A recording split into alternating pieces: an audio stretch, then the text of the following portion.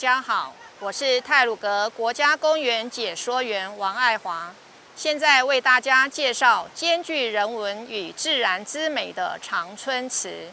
长春祠景点位于太鲁阁阁口东西横贯公路牌楼往天祥方向2公里处。首先，我们现在先来认识这里的自然环境。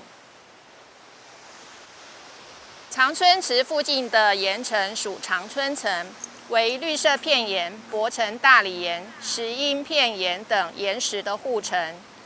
因岩层破碎且有断层通过，位于利雾溪曲流地形的攻击坡面，加上溪水不断侵蚀切割掏挖坡脚，因而时常造成坍方现象。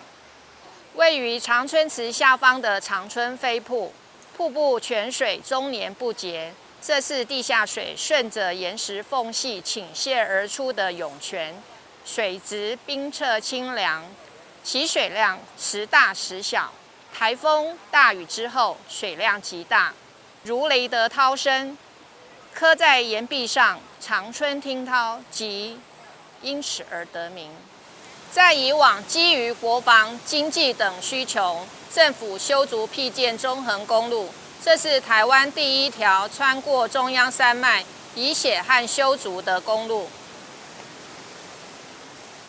施工期间，既有225位逐鹿人殉职。长春祠就是为了缅怀因逐鹿失去生命的逐鹿人所建，殉职者的姓名也都刻在长春祠中。前省公路局局长林泽斌在台湾省东西横贯公路长春祠碑记中描述开路时的险状：或积潜伏，层节难回；或直至而长埋；或坠崖而莫救，覆车瓦解。走进中横，请怀抱前进之心，感恩逐鹿人筚路蓝缕的艰辛无私的付出。长春祠最早建于民国46年底，民国68年、76年发生过2次严重的坍方，落实击毁祠体及周边设施，历经2次的改建。目前各位看到的长春祠是民国78年8月完成重建。早期的长春祠祠体在瀑布的右侧，现在看到的长春祠改建后是位在瀑布的左侧。长春祠步道从旧长春桥经三圣佛弥陀岩、长春祠、观音洞、太鲁阁楼、钟楼，过吊桥后到达禅光寺，总长2030公尺，步行单程约1小时。步道全程沿山壁开凿，其中